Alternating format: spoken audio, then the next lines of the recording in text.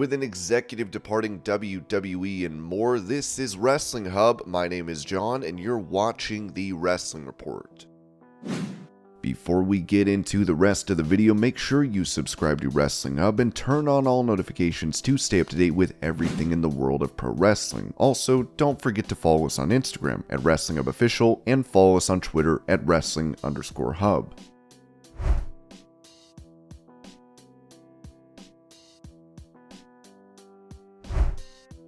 Explaining why WWE is pushing Ivar as a single star, the Wrestling Observer newsletter said the decision was made because Ray Rowe is out after surgery, said to be for at least 6 months, is to push Ivar as a singles player. In the past, when one member of a tag team that's usually an exclusive team gets hurt, they've just not used the other much.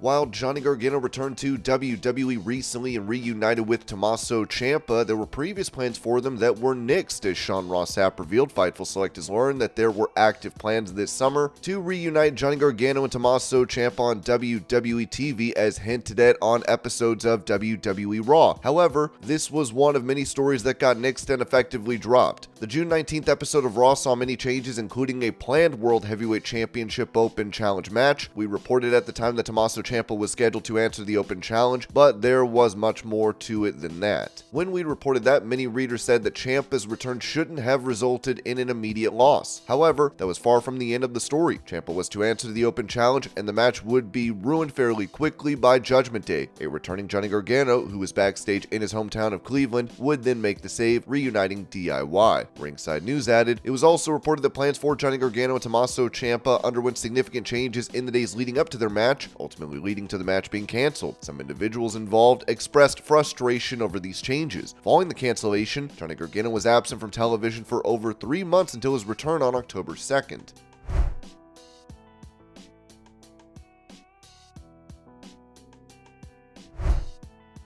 It appears an NXT star was quietly called up to the WWE main roster, as the Wrestling Observer said. Dragon Lee did so well with Dominic that it looks like he's now on the main roster. The nature of the deal he signed did indicate he'd be on the main roster after 1 year in NXT to begin with, but the match with Dominic may have sped up his timetable. He was legitimately debating between AEW and WWE last year when both made their offers, and WWE did indicate main roster money in the deal for year 2. Lee asked around and was told that AEW was oversaturated with talent and WWE would be best for him. In Mexico, a lot of people were looking at how Dragon Lee and Bandito, who started at similar times, did respectively. Bandito was slowed down by injuries, but at this point Lee is ahead.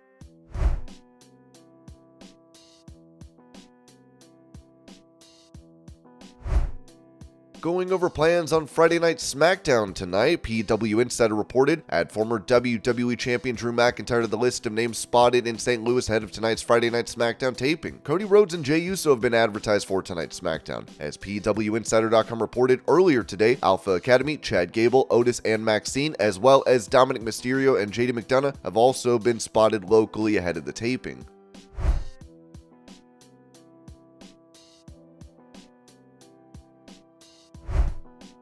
With AEW facing technical issues with their show last Wednesday, Sean Ross Sapp of Fightful said, on last week's episode of AEW Dynamite, there were several audio issues through the TBS feed. The situation persisted on the October 5th episode, but that wasn't the biggest problem. Warner Brothers Discovery sources confirmed with us that they became aware of a mistake regarding AEW Dynamite's listing yesterday morning across multiple providers that likely caused viewership issues. The WBD source called all of the issues inexcusable and admitted they felt bad for them.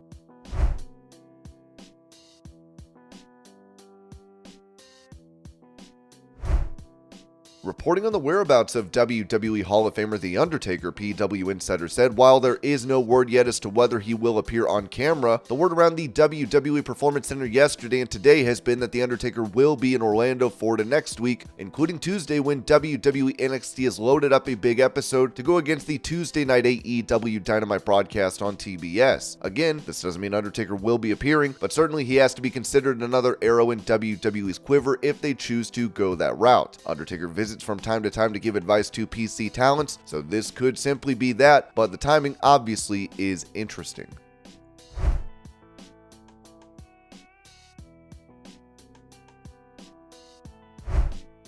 Speaking of the dead man, Adam Copeland said this about Taker's role in making the move to AEW, telling Sports Illustrated, "I'm driven by challenges. If you're not going to stick around as long as the guys who are do. There is a reason the Undertaker lasted as long as he did. He thrived on challenges and challenged himself to recreate his character and to see if he could hang with those new talents. For me, it's really significant to have a blank canvas at this point in my career."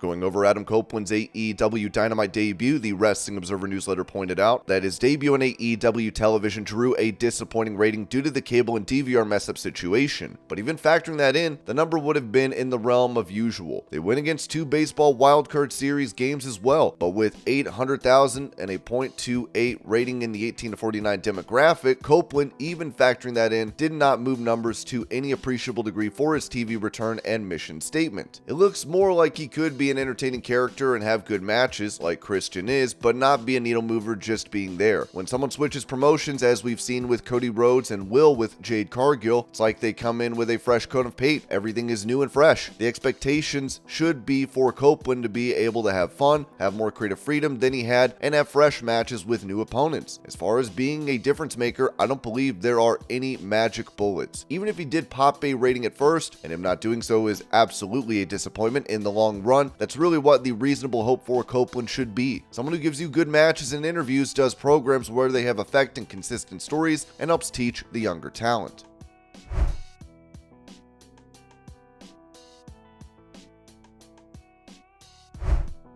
During an interview with Sportskeeda, Rob Van Dam said this about having another match in All Elite Wrestling. "I need a rematch with Jungle Boy. I'd like to work with Chris Jericho. We would have an awesome match. Christian too. Sting would be cool. That'd be cool. I don't know how Sting is feeling. I know that Chris is still wrestling full time, so I'm sure from all my previous matches with Chris, we would pull through and amaze everybody."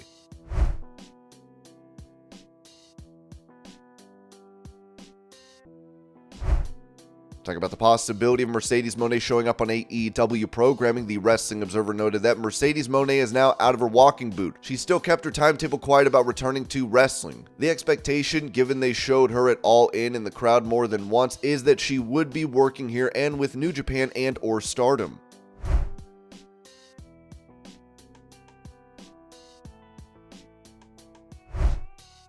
As Matt Riddle was released by WWE recently, he could be set to negotiate a boxing match. As the Wrestling Observer said, still there were at least talks that were expected to take place this week regarding Jake Paul versus Riddle. At best, the talk right now should be categorized as very preliminary. Ultimately, it's a call that will be made on Paul's side. If it's boxing rules, it's likely an easy, safe fight for Paul, and Riddle would be doing it for a payday. If it's MMA rules, it's intriguing because Paul would be younger and has been fighting while Riddle hasn't, and the size isn't an issue like it was with Paul boxing guys like Nate Diaz and Tyron Woodley. But Riddle has kept up his jiu-jitsu training throughout his WWE career. There are wrestling companies who would have shown interest, but no deal is believed to be close to happening, nor could any until December 20th. The baggage that led to him being fired by WWE is obviously going to be a factor in any decision making by the companies.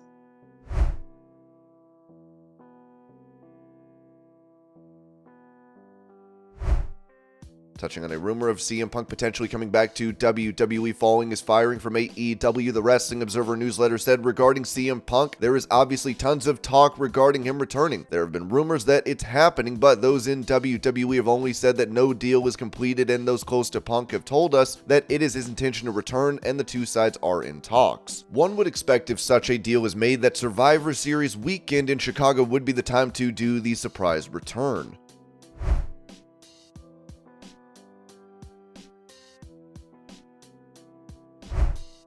According to Nick Hausman in the House of Wrestling, CM Punk could be coming back for a premium live event in Chicago this year, saying the general belief within WWE at this time is that if Punk does come back, it will be on the main roster, which Michael seems to agree with. One WWE source told me they feel it is a safe bet he will be at Survivor Series.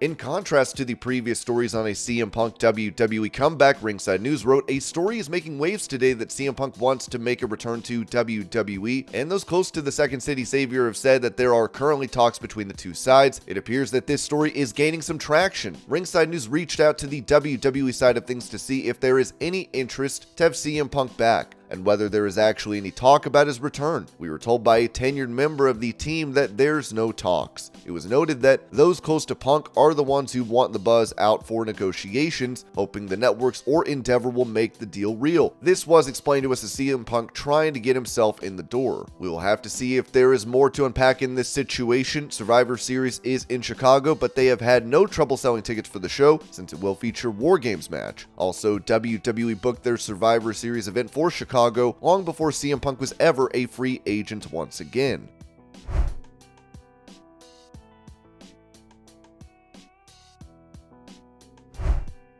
Mentioning a WWE executive that will be leaving the company, Brandon Thurston of WrestleNomics wrote that WWE's EVP of Human Resources, Suzette Ramirez-Carr, will be leaving the company on November 3rd, according to an all-staff email from WWE President Nick Khan. Human Resources was probably one of the more obvious areas for overlap with Endeavor's services following the TKO merger.